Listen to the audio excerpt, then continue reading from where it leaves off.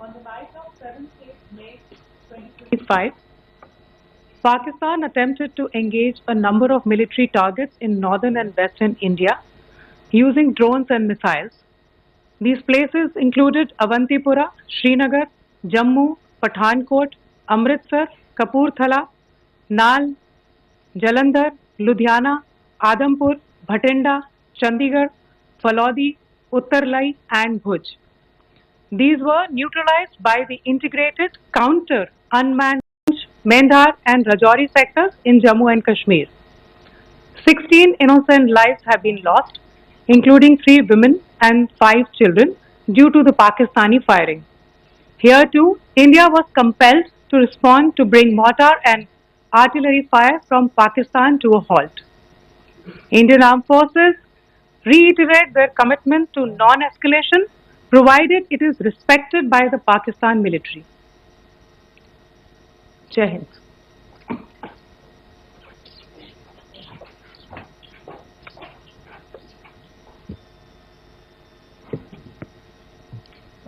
Thank you. Friends, this is, as I said, further to the briefing that was provided yesterday and some of the updates that have been just provided by Colonel Qureshi and Wing Commander Singh. I thought that we would just put some of the aspects related to the events that started on 22nd April with the barbaric terror attack in Pahalgam into further context, because there is a certain amount of commentary that has happened with regard to the events since then, and more than the commentary, there has been a lot of disinformation that has been directed at us from across the border. So a few things that I would like you to keep in mind. First of all, there is mention on all sides of escalation. I think the first point that you have to keep in mind is the attack of 22nd April in Pahalgam is the original escalation.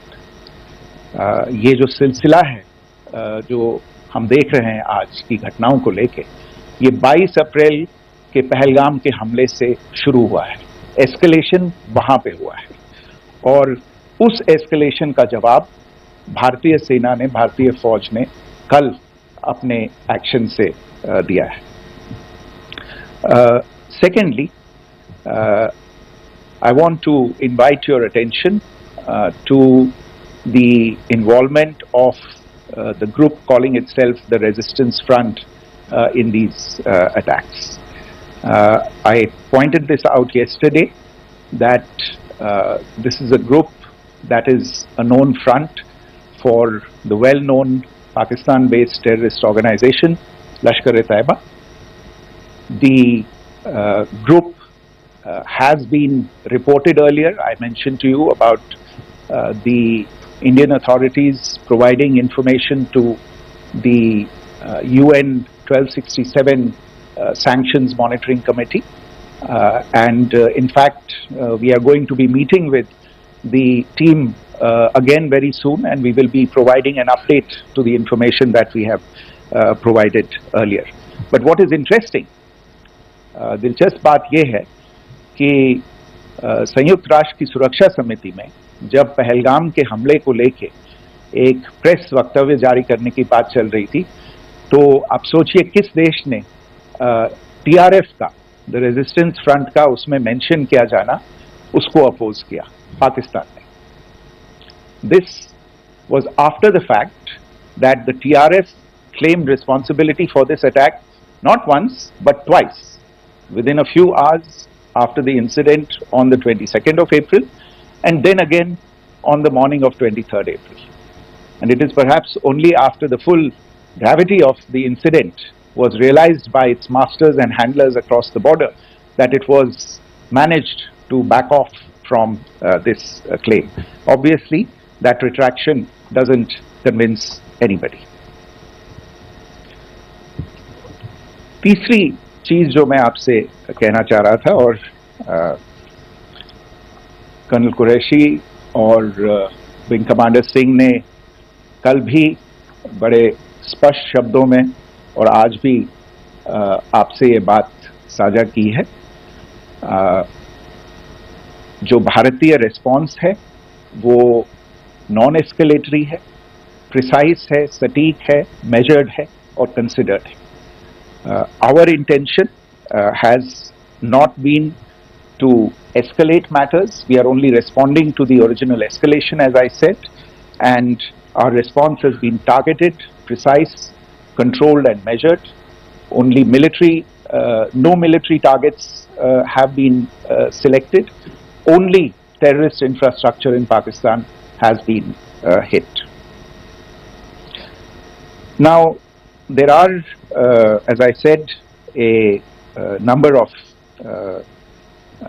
issues that have been raised in commentaries, and there's a lot of, as I said, unfounded disinformation and fabrication that has come from across the border. And I would just like to use this opportunity to set the record straight on some of these issues. The first of these is Pakistan trying to wash its hands off any and all involvement with terrorism. I think the Pakistani information minister said there are no terrorists in Pakistan, and I think he was challenged on that in the television program that he was appearing on. But even if I partially repeat myself from yesterday, I think Pakistan's reputation as the epicenter of global terrorism is rooted in a number of instances where concrete evidence is available, not just to India, but to governments and authorities and agencies around the world. There are several terrorist attacks around the world where Pakistani fingerprints have been found. I don't need to belabor the point with regard to this audience about where Osama bin Laden was found and who called him a martyr. Pakistan has also for decades pursued cross-border terrorism into India with impunity, and as I said yesterday also, in order to deliberately mislead the international community, they claimed that the terrorist Sajid Mir was dead. They came under pressure, and Sajid Mir was then brought back to life, arrested, and is now apparently in Pakistani custody. Pakistan is also home to a very large number of UN proscribed as well as UN proscribed terrorists, as well as terrorists proscribed by a number of other governments in the world, including, of course, the Lashkar-e-Taiba and the Jaish-e-Mohammed, as well as their leaders, Masood Azhar and Hafiz Mohammed Saeed. आपने देखा होगा हाल ही में पिछले ही कुछ दिनों में पाकिस्तान के रक्षा मंत्री और उनके पूर्व विदेश मंत्री दोनों ने इस बात को माना है कि पाकिस्तान का ऐसे ग्रुप्स के साथ जो रिश्ता है वो क्या रहा है. Both the defense minister and the former foreign minister of Pakistan, I think they've done a more eloquent job of this than I could ever do in terms of describing their country's implication in international terrorism and their involvement in housing these kinds of groups.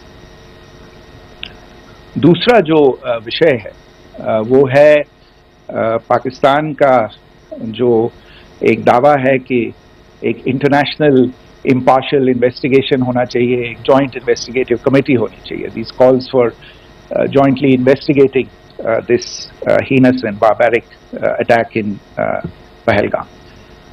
Again, I think you know the history well on this. You know the track record well, and it is not a bright track record insofar as Pakistan is concerned. In fact, in the pursuit of justice for the victims of multiple terrorist attacks, whether it be Mumbai in 2008, in Pathankot in 2016, or many others. But in particular for these two attacks, India had offered to cooperate. India provided forensic evidence and urged Pakistan to bring the perpetrators of these attacks to justice. We, in particular with regard to the Mumbai attacks of 2008, where a Pakistani Lashkar-e-Taiba terrorist was captured alive, India provided extensive information and evidence related to the involvement of Pakistani terrorists in this attack. Cases were registered, but you are all aware that these cases have not progressed despite the formation of judicial teams, etc. And Pakistan has consistently stonewalled all efforts to move the investigation along. In fact, with regard to the Pathankot attack as well, a joint investigative team was formed. We gave access, unprecedented access, I should say, to Pakistani team to the site of the attack. Details of call records data and DNA, etc., were shared with Pakistan. We had shared with them details related that we had been able to access to the addresses of terrorists. Real के 1 litre pack पर आप पाइए Real 250 ml का 30 रुपए का pack मुफ्त. Jaish-e-Mohammed, who had conspired in the attack, and the handlers of the terrorists who facilitated them and guided them in. But there has been no movement on this.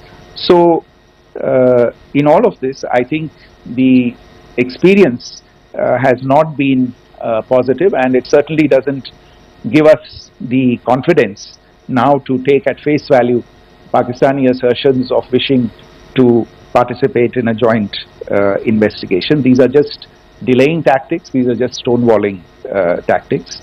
And in fact, there is reason to believe that Pakistan uses the evidence that we provide only to cover its tracks and in fact defend the terrorists who we are looking for and